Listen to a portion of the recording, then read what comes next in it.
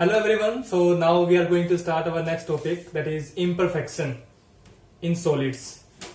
Imperfection in solids. Imperfection means defect. कि क्या defect होता है सॉलिड के अंदर, तो उससे पहले डेफिनेशन करेंगे कि व्हाट इज इम्परफेक्शन और डिफेक्ट। सभी को पता है कि हमारे पास दो तरह के अरेंजमेंट हैं। एक अरेंजमेंट होता है रेगुलर अरेंजमेंट, जैसे मैंने ये बनाया, it is a regular arrangement. अगर रेगुलर अरेंजमेंट में कहीं भी किसी भी पॉइंट पे, मान के चलिए मेरे पास ये एक रेगुलर अरेंजमेंट है, इस रेगुलर अरेंजमेंट के अंदर कहीं भी किसी भी पॉइंट पे या किसी भी जगह पे ऑर्डर टूट जाए। ऑर्डर टूट जाएगा मतलब क्या है, या तो यहां से कोई एटम रिमूव हो जाए या वो यहां से डिपार्ट हो जाए। डिपार्ट का मतलब वो यहां से निकल कहीं और चला जाए, तो इसके ऑर्डर में क्या आ जाएगी, इर्रेगुलरिटी। क्या आ जाएगी, इर्रेगुलरिटी।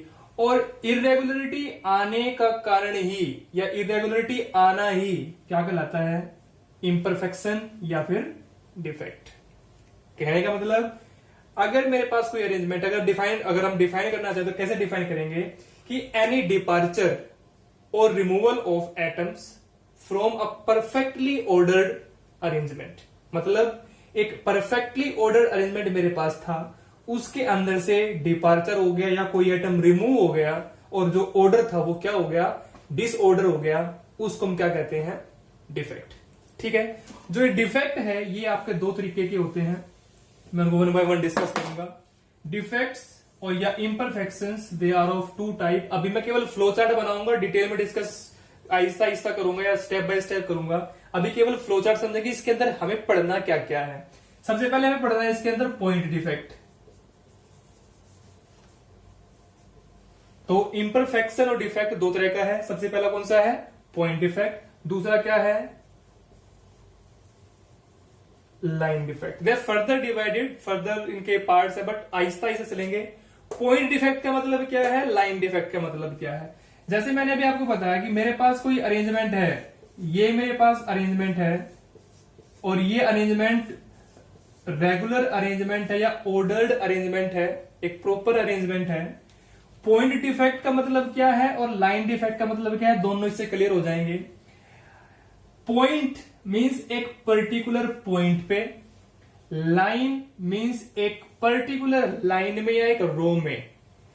अगर इस ऑर्डर्ड अरेंजमेंट में कहीं भी किसी एक पर्टिकुलर पॉइंट पे, जैसे मान के चलिए कि ये पर्टिकुलर पॉइंट था, इस पर्टिकुलर पॉइंट पे अगर क्या आ जाए, डिफेक्ट, मींस डिफेक्ट अरेंज या अकर या defect arise on any particular point is called point defect.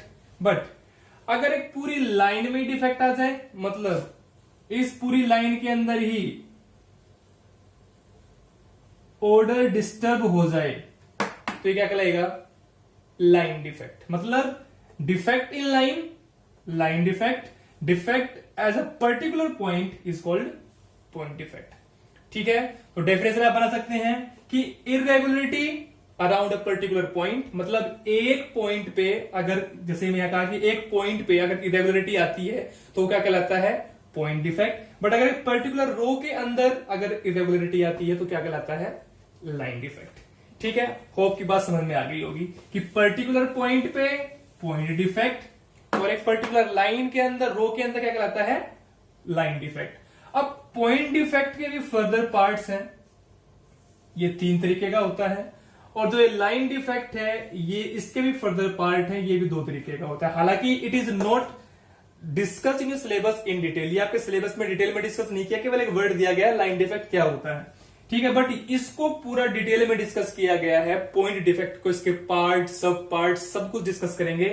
तो लाइन डिफेक्ट दो तरह का है, पॉइंट डिफेक्ट तीन तरह का। कौन कौन सा है, सबसे पहले अपने वर्ड आपकी बुक के अंदर दिया गया है, दैट इज स्टोइचियोमेट्रिक। क्या है, स्टोइचियोमेट्रिक डिफेक्ट। दूसरा क्या है, नॉन स्टोइचियोमेट्रिक।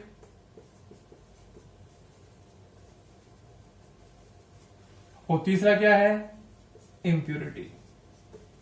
मतलब ये 3 तरीके के डिफेक्ट आपको पढ़ने हैं, स्टोइचोमेट्रिक, नॉन स्टोइचोमेट्रिक और इंप्योरिटी डिफेक्ट। लाइन डिफेक्ट कौन कौन से? लाइन डिफेक्ट 2 तरीके के हैं, कौन कौन से हैं? एक एज और दूसरा स्क्रू।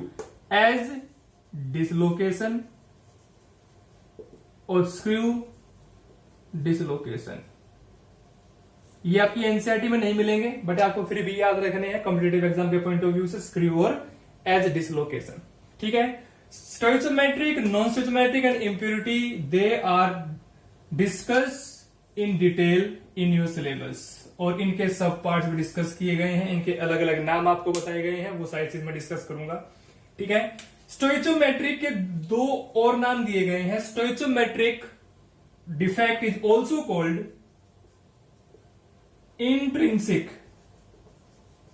डिफेक्ट। क्या कहलाता है? Intrinsic defect. और एक और नाम दिया गया है, वो क्या है? Thermodynamic defect. बात समझ आ गई होगी। कहने का मतलब स्टोइचोमेट्रिक को दूसरा नाम क्या दिया गया है? इंट्रिंसिक, और एक और नाम दिया गया है थर्मोडायनामिक डिफेक्ट। तो स्टोइचोमेट्रिक के 3 नाम हो गए, किसी भी नाम से आ सकता है। मैक्सिमम टाइम ये इस नाम से आया है। इंट्रिंसिक डिफेक्ट क्या होता है? ठीक है। थर्मोडायनामिक डिफेक्ट भी कई बार पूछ लेते हैं। नॉन स्टोइचोमेट्रिक, अच्छा इसके भी पार्ट्स हैं, स्टोइचोमेट्रिक के पार्ट्स हैं, अभी जगह नहीं है तो मैं आहिस्ता आहिस्ता डिस्कस करूंगा, इसके बाद डिस्कस करूंगा, बट अभी मैं केवल ब्रीफ चार्ट बना लूं। यहां नॉन स्टोइचोमेट्रिक के भी पार्ट है, नॉन स्टोइचोमेट्रिक के भी पार्ट है, इसके भी पार्ट है, बट इंप्योरिटी का पार्ट नहीं। बट नॉन स्टोइचोमेट्रिक होता क्या है, स्टोइचोमेट्रिक होता क्या है, इंप्योरिटी होता क्या है, इससे पहले ये पता होना चाहिए। स्टोइचोमेट्रिक का मतलब होता है एक रेशो बनती है पॉजिटिव और नेगेटिव के बीच में। जैसे मैं आपको एक फिगर की हेल्प से समझाऊं कि मेरे पास एक वेल अरेंज्ड क्रिस्टल है,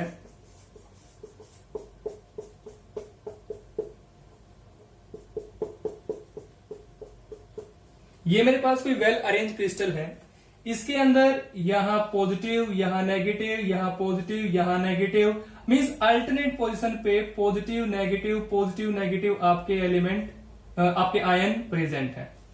ठीक है। अब यहां आप चेक करोगे तो जो नंबर ऑफ रेशोज है, या ये कहें कि जो आपके नंबर ऑफ कैटायंस और एनायंस है वो क्या होंगे? इक्वल होंगे। चेक कर दीजिए, यहां पे कैटायन कितने हैं? 1 2 3 4 5 6, तो आपके 6 क्या है? पॉजिटिव। नेगेटिव कितने हैं? 1 2 3 4 5 6, तो 6 ही क्या है? नेगेटिव। मींस रेशोज क्या है कैटायन और एनायन की? क्या है? Same. If ratio of cation and anion is same, वो कहलाता है कि ये क्या है? स्टोइचोमेट्रिक है। मतलब कि जो number of cation and anions है वो क्या रहेंगे? सेम रहेंगे, मींस उनमें डिस्टरबेंस नहीं आएगी। बट अगर डिस्टरबेंस आ जाए, कहने का मतलब अगर जो रेशो इनकी है कैटायन और एनायन की, अगर इनकी रेशो में डिस्टरबेंस आ जाए, मान लो यहां से ये पॉजिटिव कम हो गया और यहां जगह खाली हो गई, तो ये पॉजिटिव कितने बचेंगे? यहां 5। क्या रेशो सेम है? क्या रेशो इसकी सेम है? नहीं है। रेशो सेम नहीं है तो क्या कहेंगे उसको? नॉन स्टोइचियोमेट्रिक। मतलब रेशो में वेरिएशन नॉन स्टोइचियोमेट्रिक, रेशो सेम क्या कहलाएगी? स्टोइचियोमेट्रिक। ठीक है। इंप्योरिटी क्या होता है? अगर इस क्रिस्टल के अंदर, जैसे मान के चले कि आपके पास प्लस माइनस मींस एक एग्जाम क्रिस्टल में इसको मानूं कि भाई ये मेरे पास जो क्रिस्टल था या क्रिस्टल जो स्ट्रक्चर था ये मेरे पास NaCl का था। Na पे चार्ज कितना होता है? +1। Cl पे चार्ज कितना होता है? -1। पॉजिटिव को प्लस Na मानो, नेगेटिव को Cl मानो। अब मान के चलो कि मैंने इसके अंदर क्या डाल दी? बाहर से कोई क्या डाल दी? इंप्योरिटी। क्योंकि नाम पे क्या है? नाम, क्योंकि हमें जो डिस्कस करना, क्या करना? Impurity defect. पूरा नाम क्या है इसका? Impurity defect. मतलब इंप्योरिटी के कारण क्या आ जाए? डिफेक्ट। अब इंप्योरिटी के कारण डिफेक्ट आएगा तो इंप्योरिटी बाहर से डालनी पड़ेगी, और बाहर डालने का मतलब क्या है कि हमने बाहर से इंप्योरिटी डाल दी किसके अंदर? NaCl के स्ट्रक्चर के अंदर। अब इंप्योरिटी किस तरीके की डाल दी? इंप्योरिटी में डाल सकता हूं SrCl2। मान के चलिए मैंने SrCl2 का एक मॉलिक्यूल डाल दिया इस क्रिस्टल के अंदर, इस पूरे क्रिस्टल के अंदर, जिसके अंदर 2 तरह के आयन बनेंगे। एक बनेगा Sr2 पॉजिटिव और 2 क्या बनेंगे? Cl negative. और यहां क्या हो कि एक Sr2 पॉजिटिव आ जाए। अगर एक Sr2 पॉजिटिव आएगा तो यहां से कितने Na को भागना पड़ेगा? बात समझ आ रही मैं क्या कहना चाह रहा हूं? मैं कहना चाह रहा हूं कि अगर एक Sr2 पॉजिटिव इसके अंदर आएगा तो मुझे कितने Na पॉजिटिव हटाने पड़ेंगे? मुझे 2 Na पॉजिटिव हटाने पड़ेंगे। पूछो क्यों? क्योंकि Sr पे कितना चार्ज है? +2। एक Na पे कितना चार्ज है? +1। अगर मैं कहूं कि 1 Sr2 positive is equal to 2 Na positive, क्या बात ठीक है? मतलब एक Sr2 पॉजिटिव 2 Na पॉजिटिव के बराबर है, तो इसलिए मुझे 2 क्या हटाने पड़ेंगे यहां से? मान लीजिए मैंने एक Na पॉजिटिव ये हटाया, एक Na पॉजिटिव ये हटाया, तो मेरे पास एक वैकेंट जगह ये बच गई, एक वैकेंट जगह ये बच गई। ठीक है, ऐड क्या किया है? Sr2 positive. तो क्या मैं यहां एक जगह पे Sr2 पॉजिटिव ऐड कर दूं? बिल्कुल कर सकते हैं। अब आप चेक कीजिए क्या रेशो सेम है? आप पॉजिटिव चार्ज अगर आप चेक करोगे तो पॉजिटिव ये कितने हैं? 2, तो टोटल कितने होंगे? 6। नेगेटिव भी कितने होंगे? 6। चेक कर लो, स्टोइचोमेट्रिक तो है, या ये कह लीजिए कि रेशो तो सेम है, बट ये क्या हो गया? क्या ये वैकेंसी नहीं आ गई? मतलब एक खाली जगह नहीं बच गई। अब ये खाली जगह क्या कहलाएगी? क्या एक पॉइंट डिफेक्ट अराइज हो गया? क्या एक पर्टिकुलर पॉइंट पे डिफेक्ट अराइज हो गया? और आपको पता है इंप्यूरिटी किसका पार्ट है? पॉइंट का ही पार्ट है। तो पॉइंट डिफेक्ट में इंप्यूरिटी आती है, और इंप्यूरिटी किसके कारण आई? Sr2 पॉजिटिव कारण। तो मतलब ये कह सकते हैं कि जो इंप्यूरिटी डिफेक्ट अराइज हुआ किस कारण हुआ? इंप्यूरिटी के कारण। तो the defect arise due to impurity is called impurity defect. तो ये चीज आ गई आपकी इंप्यूरिटी डिफेक्ट के अंदर। ठीक है, तो ये चीजें मैंने बताई अभी आपको पॉइंट डिफेक्ट और लाइन डिफेक्ट के बारे में। वो 2 तरीके का है, ये 3 तरीके का है। स्टोइचोमेट्रिक के 3 नाम है, नॉन स्टोइचोमेट्रिक के भी पार्ट है। ठीक है, तो आगे डिस्कस करूंगा इंप्यूरिटी डिफेक्ट क्या होता है, the defect arise due to impurity. ठीक है, now we are going to discuss first stoichiometric defect. So firstly we will discuss stoichiometric defect in detail. तो स्टोइचोमेट्रिक मैं तुम्हें थोड़ी देर पहले बताया, वो क्या होता है कि जो रेशो है, रेशो विल नॉट डिस्टर्ब। कौन सी रेशो? थोड़ी देर पहले मैंने बताई, कैटायन एंड एनायन। मतलब cation and anion ratio disturb नहीं होगी, मींस डिफेक्ट तो होगा, डिफेक्ट तो उसके अंदर जनरेट होगा, बट उस डिफेक्ट के कारण उसके अंदर जो रेशो है कैटायन और एनायन की वो डिस्टर्ब नहीं होगी। और उसी बात को समझाने के लिए इन्होंने इसको 2 हिस्सों में डिवाइड किया है, क्योंकि जो ये डिफेक्ट है, स्टोइचोमेट्रिक डिफेक्ट है, ये 2 तरह के सॉलिडों में पाया जा सकता है। कौन कौन से सॉलिड? ये आयनिक सॉलिड में भी पाया जा सकता है, मीन्स हो सकता है, और ये नॉन आयनिक सॉलिड्स के अंदर भी होता है। ठीक है, तो कहने का मतलब क्या है? स्टोइचोमेट्रिक 2 तरह के सॉलिडों में मिलेगा, एक नॉन स्टोइचोमेट्रिक सॉलिड्स और एक नॉन आयनिक सॉलिड और एक आयनिक सॉलिड। ठीक है, अब जो नॉन आयनिक सॉलिड है और आयनिक सॉलिड है, इनके भी फर्दर पार्ट है। देखिए ध्यान से, अगर मैं बात करूं नॉन आयनिक सॉलिड की या आयनिक सॉलिड की, ये मेरे पास यहां आयनिक सॉलिड ये भी 2 तरह का है और ये भी 2 तरीके का है। ठीक है, नॉन आयनिक सॉलिड 2 हिस्सों में डिवाइड किया गया है, इसके 2 पार्ट है। कौन कौन से? एक नाम दिया गया है वैकेंसी डिफेक्ट, दूसरा नाम दिया गया है इंटरस्टिशियल डिफेक्ट। इंटरस्टिशियल डिफेक्ट और वैकेंसी डिफेक्ट। इसी तरीके से आयनिक के भी 2 नाम दिए गए हैं। एक नाम दिया गया है शॉर्टकी डिफेक्ट और दूसरा दिया गया है फ्रैंकल डिफेक्ट।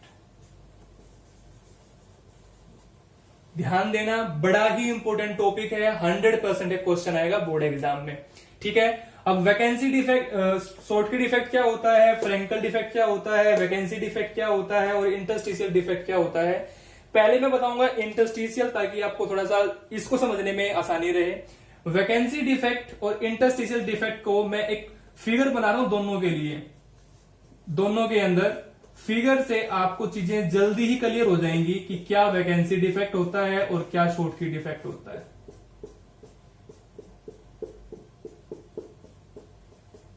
मान के चलिए, ध्यान में क्या रखना है, अपने दिमाग में क्या रखना है कि सॉलिड कैसा होगा, नॉन आयनिक, मतलब कहीं भी पॉजिटिव नेगेटिव नहीं होंगे। बात ध्यान रखना। इंटरस्टीशियल का भी मैं एक स्ट्रक्चर बना रहा हूं यहां।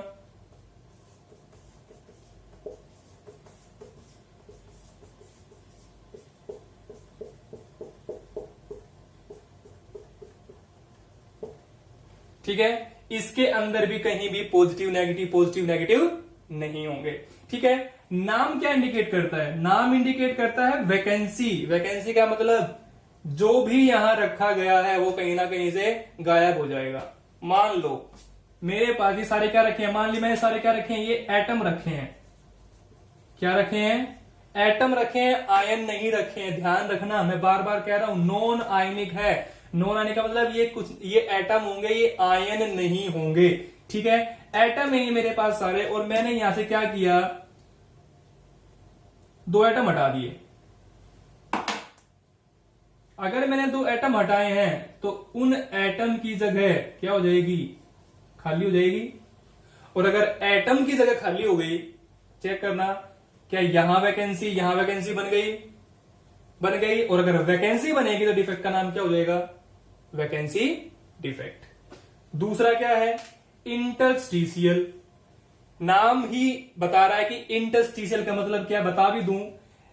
ये मेरे पास जब मैंने अरेंजमेंट बनाया तो ये मेरे पास जगह बचती है, यहां बचती है। ऐसी मेरे पास ये जगह बचती है, यहां ऐसी ये जगह बचती है, ऐसी ये जगह बचती है। तो मतलब एटम्स के बीच में जो 4 एटम्स यहां है, इन चारों एटम के बीच में जो मैंने सर्कल लगाया था बड़ा, तो मैं अभी इरेज कर रहा हूं, ये जगह, इस जगह को एक पर्टिकुलर नाम दिया गया है। उसका नाम है इंटरस्टीशियल साइट। क्या नाम है? Interstitial site. अब डिफेक्ट कैसा है? इंटरस्टीशियल। मान के चलो कोई एटम बाहर से, ये सारे क्या है? एटम। कोई एटम बाहर से आए और इस जगह में समा जाए, मतलब बाहर से एटम आके इस इंटरस्टीशियल साइट में आ जाए, तो अरेंजमेंट क्या बनेगा? क्या अरेंजमेंट ये बन जाएगा,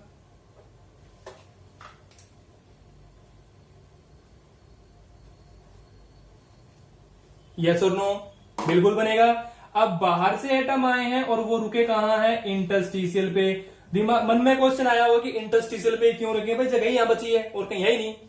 यहां पे एटम, यहां पे एटम, यहां पे एटम, सब जगह एटम रखा हुआ, तो जगह कहां बचती? जगह यही तो बचती है जो एटम के बीच में खाली जगह बची है। और इस खाली जगह पे नाम क्या दिया गया? Interstitial site. मतलब atom will locate in interstitial site due to which the defect will arise, and that kind of defect is called interstitial defect.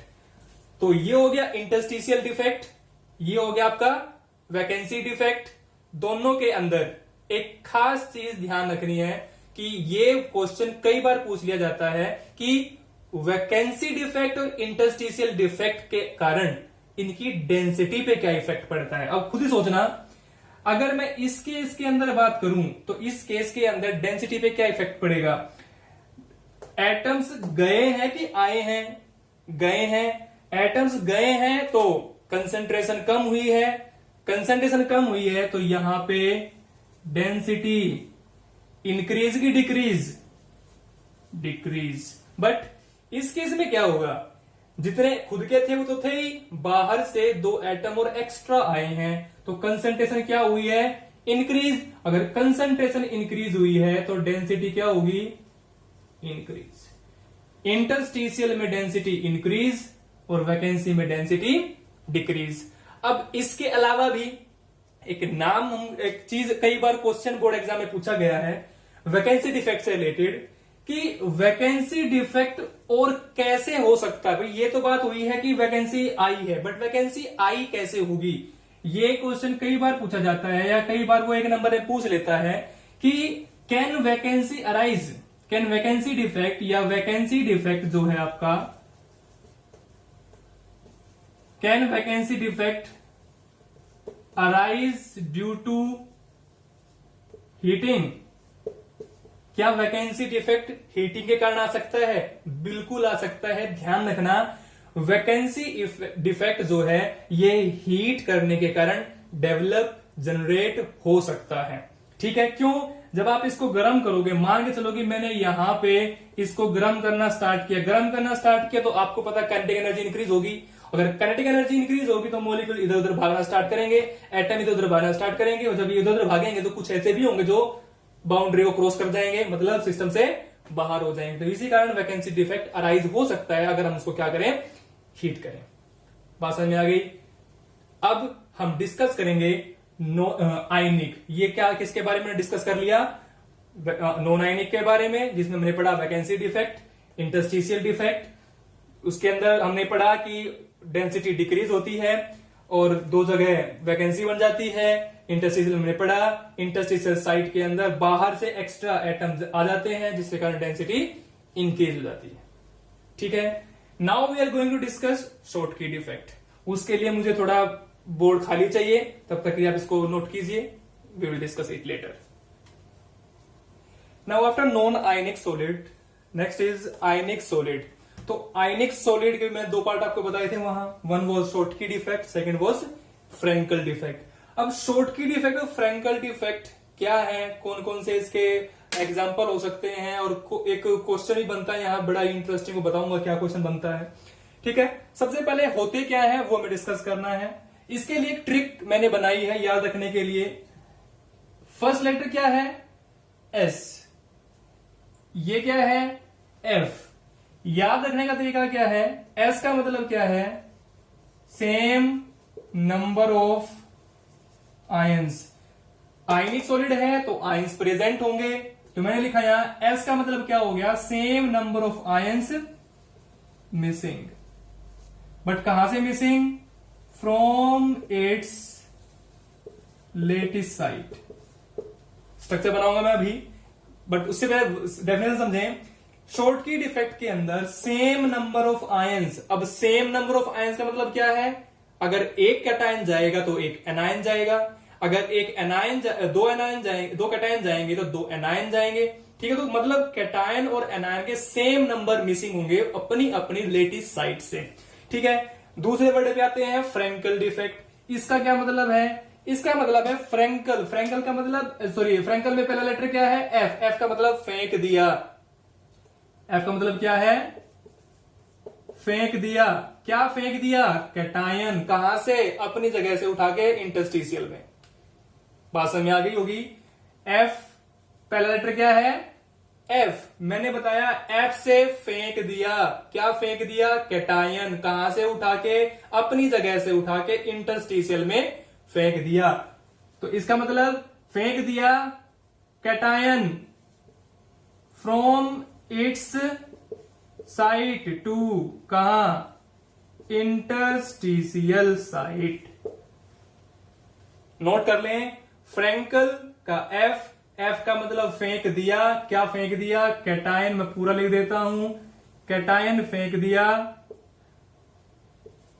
From its site to interstitial site. Its site की जगह आप लिख सकते हैं it's original site. फेंक दिया cation from its original site to interstitial site. अब दिमाग में क्वेश्चन, एक मन में क्वेश्चन आया होगा कि यार कैटायन क्यों फेंका, एनायन क्यों नहीं फेंका? अगर आपको याद हो तो मैंने इस चैप्टर के पिछले लेक्चर के अंदर एक आपको बात बताई थी कि स्ट्रक्चर बनाने में हमेशा हेल्प कौन करता है? बड़ा साइज। और बड़ा साइज किसका होता है? एनायन का कि कैटायन का? एनायन का। फिर छोटा साइज किसका होता है? कैटायन का। अब छोटे को फेंकना आसान है कि बड़े को फेंकना आसान है? ऑब्वियसली छोटे को फेंकना आसान है, तो इसलिए फेंका कौन जाएगा? छोटा फेंका जाएगा। छोटा कौन है? कैटायन। तो छोटे को फेंक दिया मतलब कैटायन को फेंक दिया, उसकी जगह से उठा के इंटरस्टिशियल साइड। फिगर देखिए, फिगर से आपको और भी चीज क्लियर हो जाएगी। मैंने यहां स्ट्रक्चर बनाया किसका? फ्रेंकल का।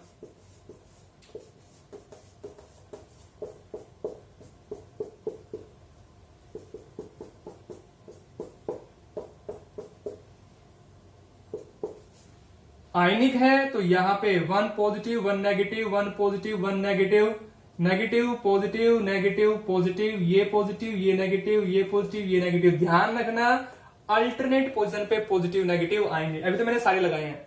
ठीक है, इसके लिए भी इधर क्या करें? अरेंजमेंट बनाएं।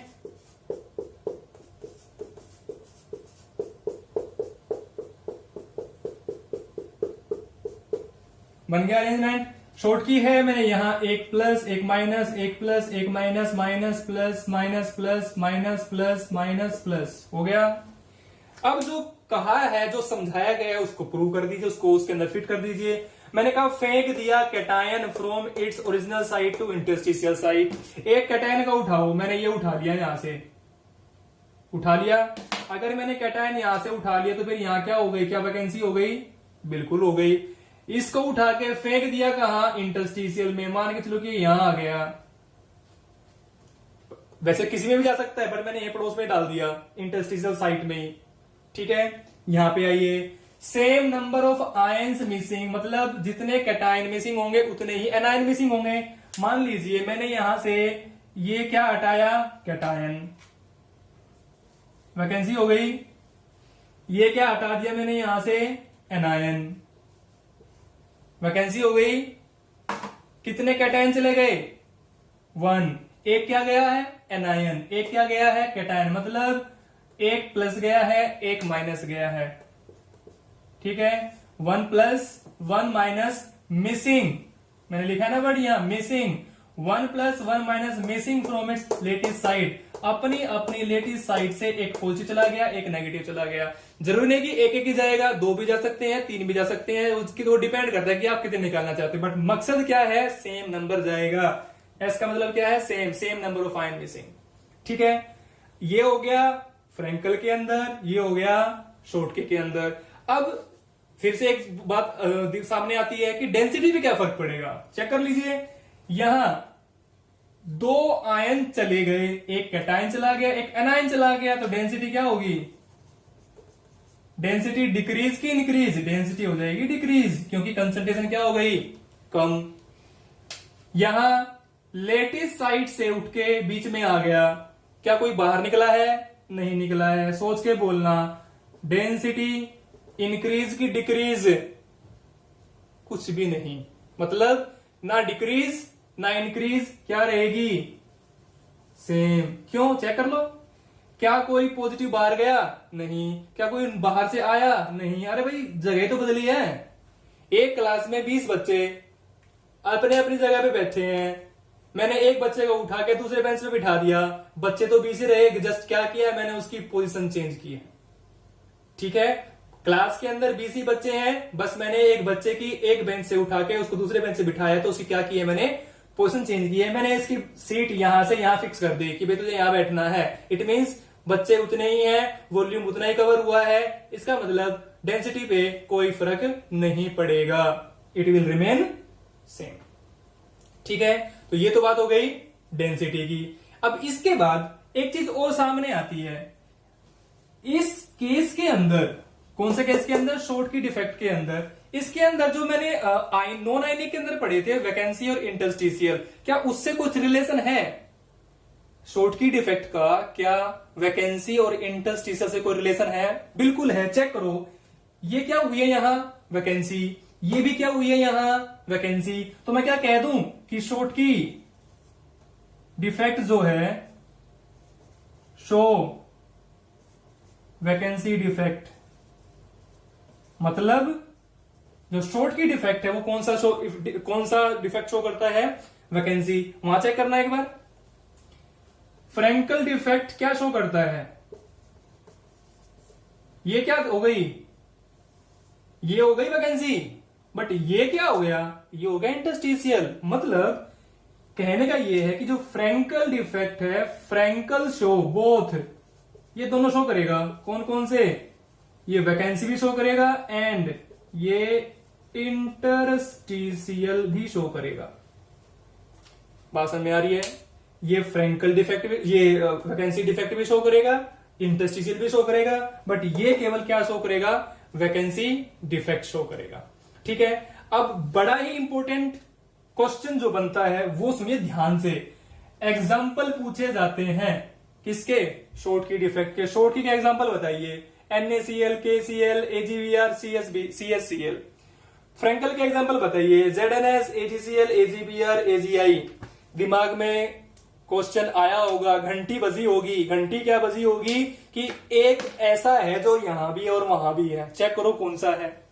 एक एग्जाम्पल जो मैंने लिखा है वो यहां भी है, वो यहां भी है, चेक करो कौन सा है। ये क्या है यहां AGBR, यहां भी क्या है AGBR। बोर्ड एग्जाम में कई बार क्वेश्चन आया है, गिव एन एग्जाम्पल या name the example which is showing both type of defect, Schottky as well as Frenkel. एक ऐसा एग्जाम्पल का नाम बताइए, एक ऐसा एग्जाम्पल बताइए जो दोनों तरह के डिफेक्ट शो करता है, और उसका एग्जाम्पल का नाम क्या है, उसका वो एग्जाम्पल क्या है, वो एग्जाम्पल है सिल्वर ब्रोमाइड, या फॉर्मूला क्या है AGBR। AGBR will show Frenkel defect as well as Schottky defect. Board exam में कई बार क्वेश्चन पूछा गया है, बात समझ में आ गई होगी।